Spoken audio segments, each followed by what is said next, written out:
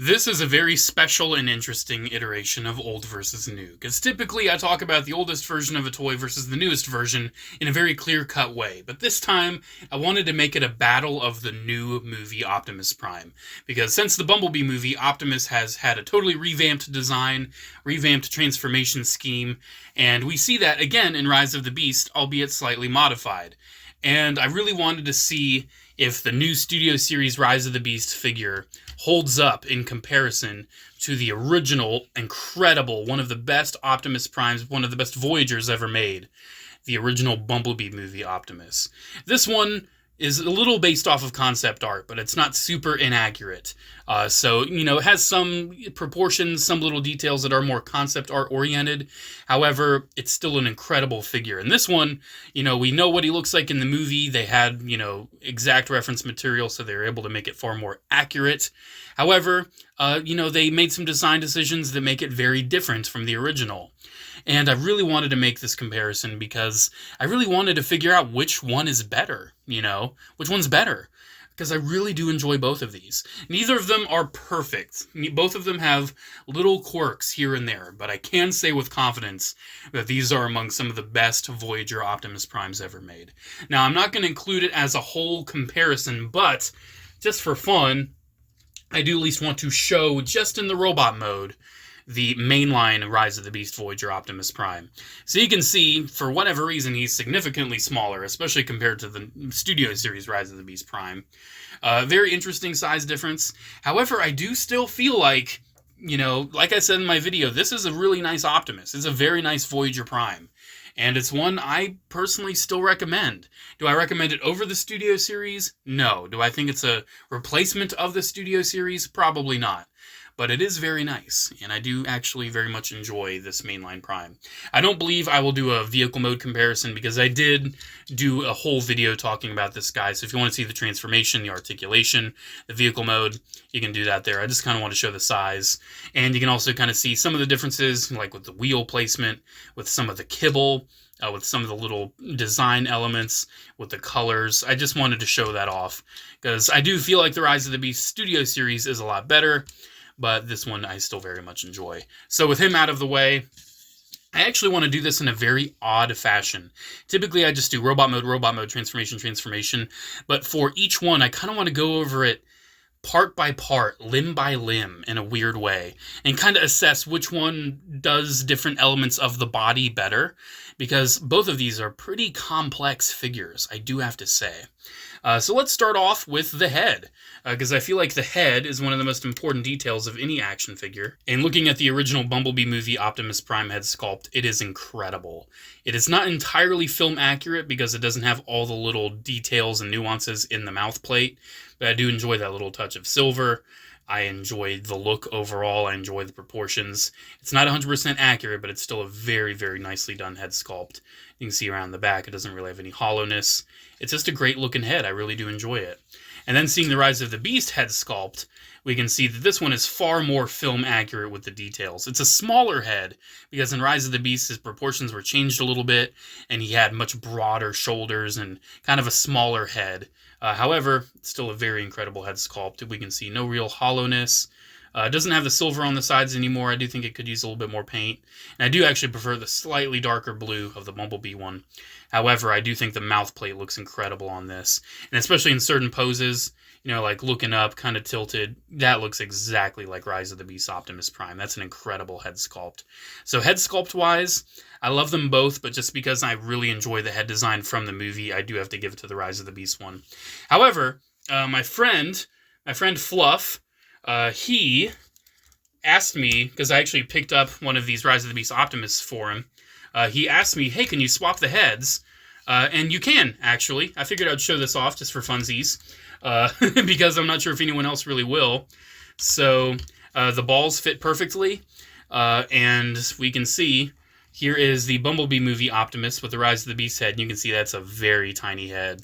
I just feel like proportionally, especially given how the Bumblebee movie figure is much broader and much thicker, I think proportionally it just doesn't work. And I think kind of the same for this one. I think the head just looks a little too large. It still looks good, don't get me wrong. It still looks good.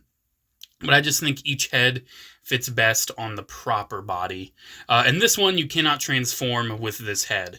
That's a question that my friend Fluff had, and I answered it for him. You cannot transform it. The size is a little too big. But this one I'm sure you could probably, since it's a smaller head.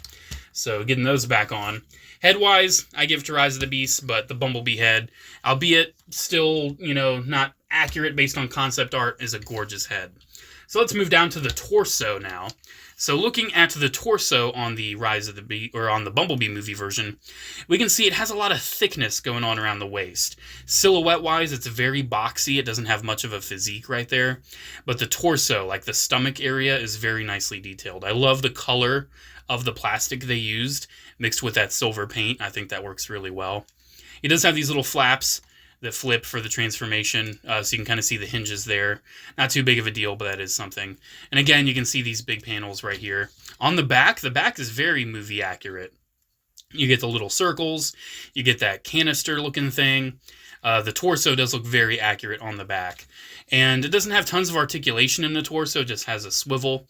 But still, it's a nice looking torso. I definitely do enjoy it. And then, looking at the Rise of the Beast one, I think it has funnily enough, an opposite effect for the torso. I wish the entirety of the figure was made with this pearly gray plastic that we see right here, because it has this dull gray plastic on the thighs and everything. And if everything was made out of that pearly plastic, this guy would look so much better. But we have like this dull gray in the front and then the pearly around the side, so it's kind of funny. It's kind of the opposite of the Bumblebee one. I do wish it had a nicer color of the silver right there, but it still looks pretty good. I do feel like the physique is much better on this one. It doesn't have any backpack sticking out beyond the stomach. It doesn't really have any hinges in the front. I do think the chest looks really great. One thing I love about the Rise of the Beast design is the silver up top. I just enjoy that for Optimus. It just adds a little flare of color. Around the back here, we can see again, he has a very accurate back to the movie. Oddly enough, entirely painted in red, because this entire panel back here is cast in blue plastic, and they had to paint it all. I feel like that was a pretty big oversight with the designers. I wish they would have cast that all in red, so we could have had some more paint on the rest of the figure, but it's just the design process. It must have been something with the molding. That's just how they had to do it. You can see we have an additional couple holes there for storing accessories. We can see the wheel placement is right down there, while on this one, the wheel placement's kind of, more flat, and I think that contributes to the kibble that we see. Articulation on this torso is actually much better because we still have a swivel, but because of the transformation, we have an ab crunch. And it's not super pretty in every single pose, but you can make it work. You can definitely make it work in certain poses, and I think that's pretty neat. I definitely do enjoy that. I don't think this guy had an ab crunch. No, he doesn't. It's just, for some reason, I saw that hinge, and I'm like, maybe he does, and I just forgot. So torso-wise, I do have to give it to the Rise of the Beast one again. I do think the torso is much better. All right, so arms. Arm time. This is actually a big point of contention for a lot of people, with both molds, actually. So when it comes to the look of the arms, the Bumblebee one looks very nice. It does have this big panel of kibble on the back of the arm, but it's not that big of a deal. It's on the back. It doesn't really impact the look too much. It does have some nice details. I really do like the paint right there. It does have some smokestacks. It doesn't have those little panels that kind of stick off. The smokestacks aren't facing the right way on either of them. Neither of these figures had the ability to turn that smokestack to be properly facing back. That's just the engineering of a figure of this price point. You can't really have a piece that tiny swiveling. It might break. So, no big deal. These pieces are separate and they're on this multi-hinge system, so those get knocked out of the way all the time. But the main thing with the arms is the articulation, because both of them have this hinge inside the body for going back for the transformation. So on the Bumblebee one, their solution to that was having this piece be on a hinge and the arm goes out this way. So outward-wise, it looks really great. It looks really good. However, you start having issues once you want to start moving the arm outward, maybe like this. You can see it's kind of starting to clash, starting to get the backpack out. It can present some problems, but it's still a pretty posable arm. You can have it go back a little bit too because of that joint. I do enjoy this shoulder, but it definitely does have some issues. The bicep, the elbow goes a little over 90, and a wrist swivel. So overall, the arms on this one are pretty solid. They're pretty solid. This one, again, some people have issues with the arms on this guy. So those pieces actually now fold back for the transformation, so that's not something that is involved. Instead, we can see that this whole thing is on like this hinge me-do, so you actually do get some pretty accurate looks with how the shoulder goes over the body. That actually is a little bit more screen accurate with just how he moves. However, it does present some problems when we want his arms all the way straight. We can see the smokestacks are colliding in an awkward way. It looks like he's just covering his head for cover in an odd manner. And also, if you want the arms like outward and forward, good luck. You basically have to mistransform him a little bit by having this hinge moved down like that. And then you put this panel back, and then it still kind of comes out. It can get awkward. I think, personally, these shoulders are very awkward. They're very good for just, like, basic posing, for just, like, oh, yeah, I'm Optimus Prime, I'm moving my arm. But when you want it in really nice poses, you can see you kind of have to, like, turn it a little bit, and, like, it goes over the shoulder. You can't just have it straightened out. You really have to work with the shoulder. It doesn't work for you. You work for it. And you can still get some really sweet poses out of it. You know, you can get that awesome hand cannon pose. You can get some really awesome blade poses. They are still very nice shoulders, but they're not the most fluid and not the most easy to work with. Bicep swivel, he's got a double jointed elbow, so we get a lot more range out of that. I feel like the arm kibble at the forearm is actually much more nicely managed. You can see it just kind of folds over the arm in a very nice manner. And then we actually have the ability to flip the hand in on both sides for that hand cannon. The hand cannon is inaccurate. It's very tiny. It should be much larger and have like these big panels going over it. There's add-ons for it. I'm kind of tempted to get it because I love me a big old arm cannon, but I'm okay with this. I appreciate that they included it. I know some people wish he still had the ion blaster in the movie, but if you want to be super specific, he did lose it in the Bumblebee movie, so you know, I guess that's why, and he just has to rely on his own internal weapon systems. One thing I do like, though, if you kind of want to fan mode that added armor on the arm, you can kind of take this panel, move it up, and then rotate the wrist, and it kind of gives you that feeling of like the big armor, but it's not entirely accurate. So one cool thing, too, he has the blade, and we can take that out and have it on his arm. We still have wrist rotation as well. We can have the blade, I think he can hold it. Yeah, you can have him hold it. You can mount it to the side of his arm. With the gun, I see there's tabs on it, but I'm not quite sure where it can store in the robot mode if you don't want him holding it. And I'm going to preface this, I don't care. Some people, like, I don't worry about the weapon storage, and they're like, oh, it goes there, blah, blah, blah. I don't care. Because personally, when I'm not using the weapons, they just sit off to the side. Because I'm actively playing with the toy. I don't need to worry about, oh, where am I going to put this weapon, blah, blah, blah. Because I'm always going to have him with that arm cannon. I'm not fussed about the weapon storage. And on the truck mode, too, oh, it tabs in and looks awkward. I do want to show, since I talked about his weapons, here's his ion blaster. I love the ion blaster in the Bumblebee movie. I really do. And I do want to show how it looks with Rise of the Beast Optimus, because I'm sure a lot of people, again, wish he had it in the movie. So we can see right there, yeah, that looks pretty sweet. Definitely something that, you know, I wouldn't have minded if it was in the movie, but I don't mind the arm cannon. I don't mind the Bayverse style arm blades. I think it's all cool. You know, it's all cool in the end. So yeah, it's pretty cool. I do also like that there's a bit of a hinge at the wrist, so it gets out of the way for the blade. So arm-wise, kind of a tough pick. Arm-wise, but I do have to say I think the Rise of the Beast arms are better. I do think the arms are a little better on this guy. So that leaves us with the legs. So the legs on the Bumblebee one, in my opinion, are some of the best legs that I've ever seen on a Transformer ever. Not only do they transform really well, but there's tons of little hinges and panels that come together to make it look solid. Almost all of this is covering. You know, all of that's covering right there. And it just works so well. And it covers it very convincingly. You get all this little detail. It tabs together. It doesn't tab like super securely, but it tabs. You know, it does stick. And I really do love all the paint. I love the little detail of those little rectangles right there. The knees look great. The shins look great. It's just a great design overall. Even around the back still, it looks really nice. Both of them do use this method for the gas tanks where they go into the thigh.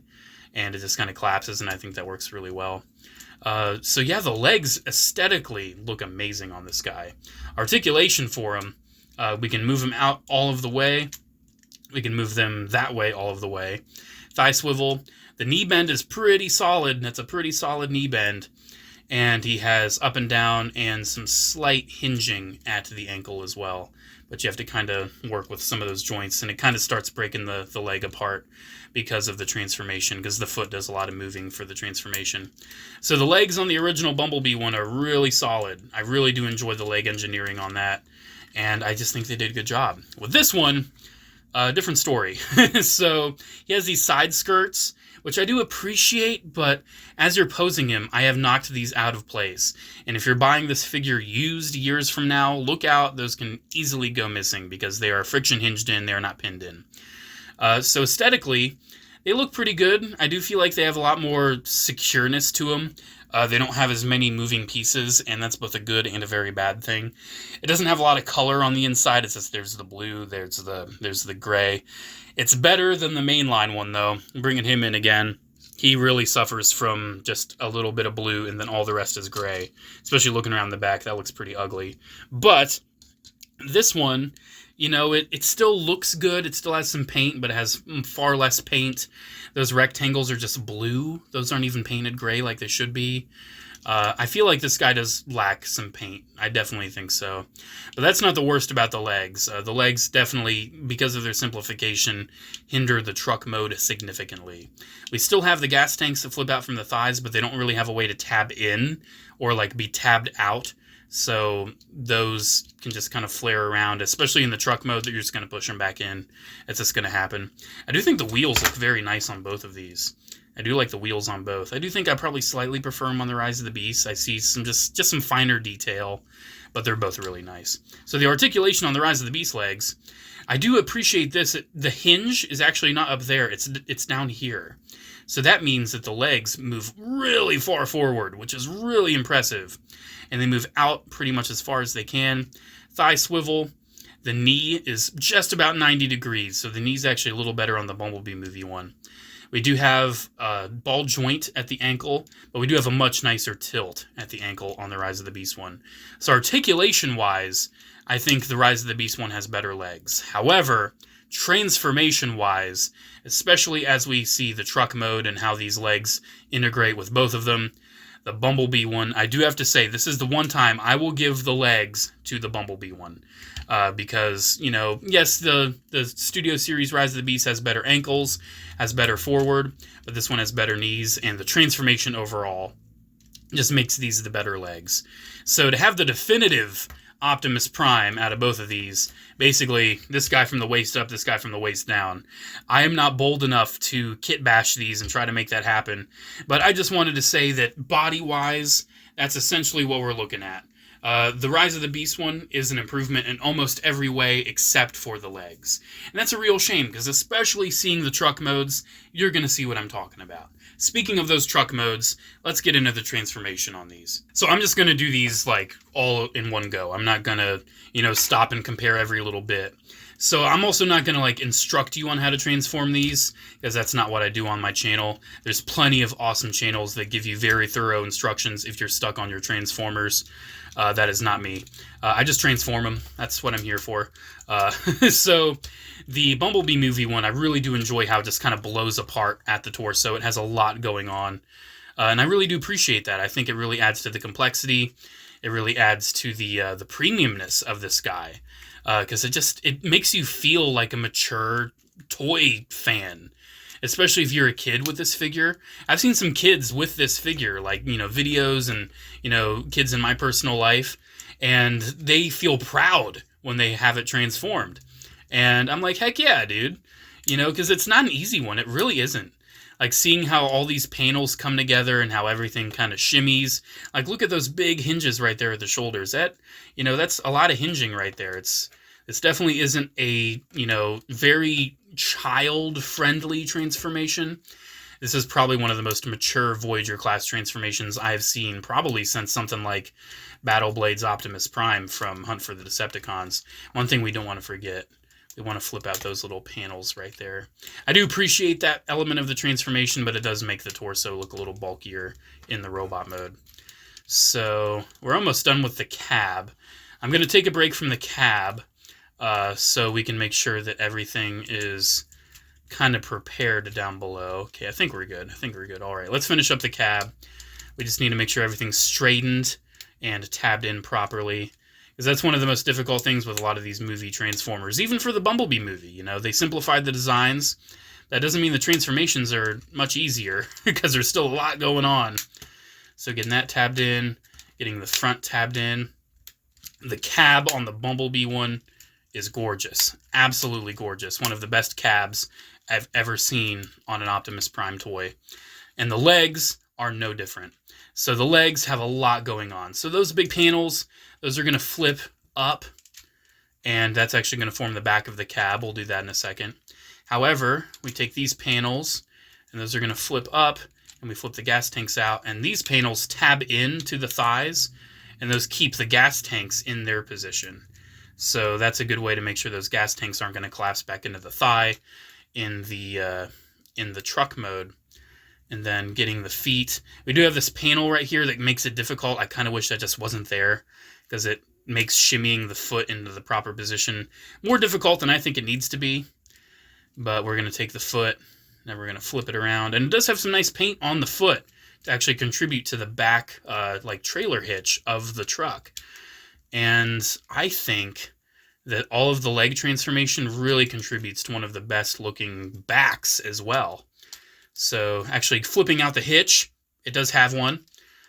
Connecting all of that, and then connecting that. I did that a little prematurely.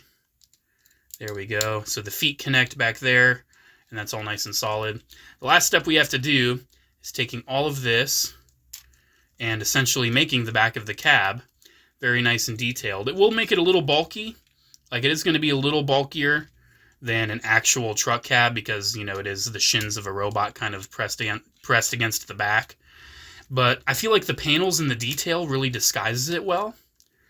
And getting that tabbed in, getting the smokestack straight. We're almost there. There we go. Here is the Bumblebee movie, Optimus Prime, in the truck mode. And spoiler alert for the Rise of the Beast one, this one's better. This is a better truck. Absolutely. In my opinion, this is the best Optimus Prime truck mode they've ever done at the Voyager size. I'm just going to leave it at that for now. We are going to transform the Rise of the Beast one, and we're going to see how this goes. So let's just remove the weapons. I don't worry about weapon storage on the truck mode, because it's like, oh, you can put the ion blaster back here, and just, wow, look at that, it's so cool. No.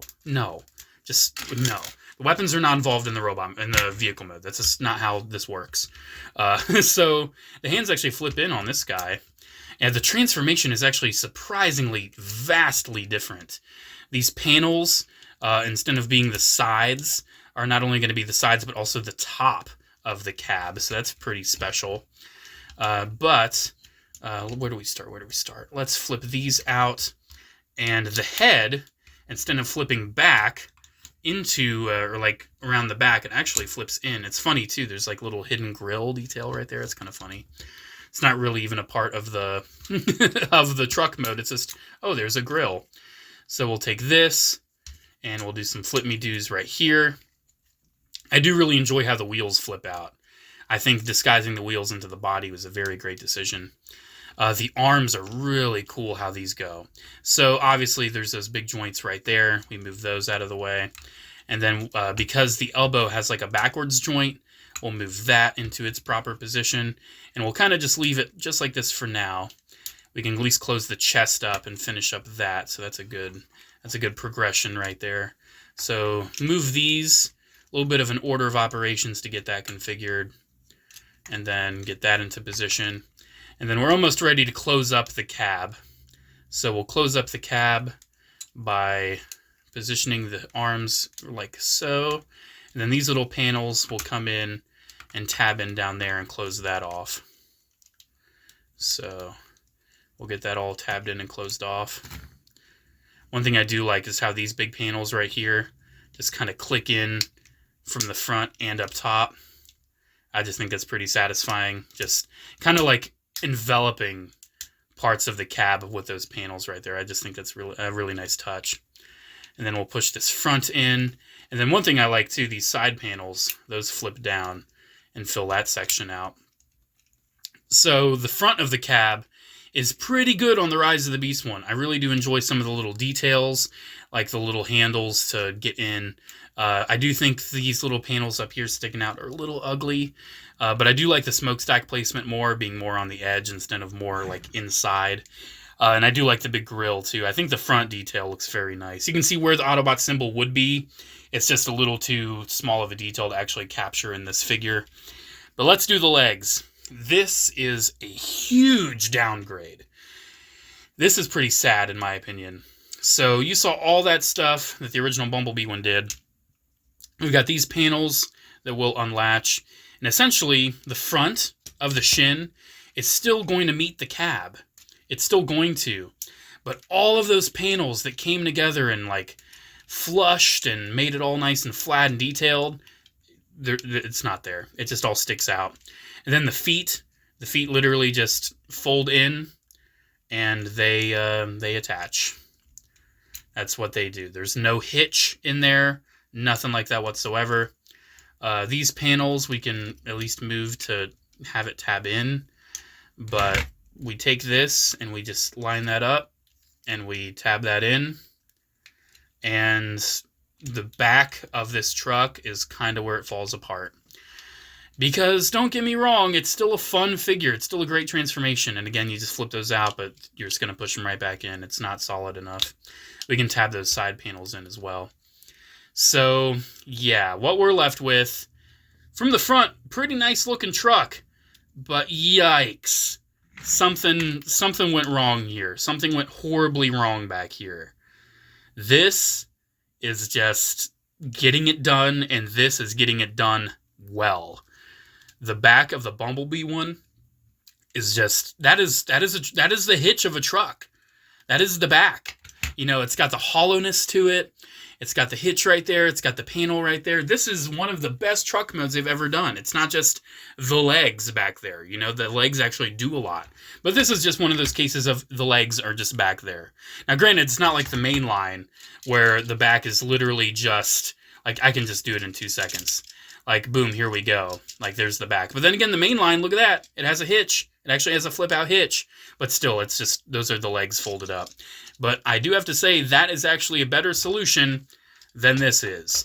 What they could have done to make this better, if those pieces somehow stayed down there, if those pieces could actually flip in a similar way that these do, and also if the feet had some sort of flip-out hitch that could at least connect and kind of make that look a little better. Because look at this. This even has like some back detailing back there. And this is just heels. You know? Heels, actual back of a truck. So with that being said, truck mode, in my opinion, the cab is very nice on the Rise of the Beast one. But the back, just, it falls apart. So overall, the Bumblebee one definitely has a better truck mode. So, with this being said, which toy is better? And the answer to that question, in my opinion, depends on what you're looking for in a Transformers toy. That is where it boils down. So, if you're looking for a very solid robot mode with an incredible transformation and an incredible alternate mode, the Studio Series Bumblebee movie Optimus Prime still takes the cake.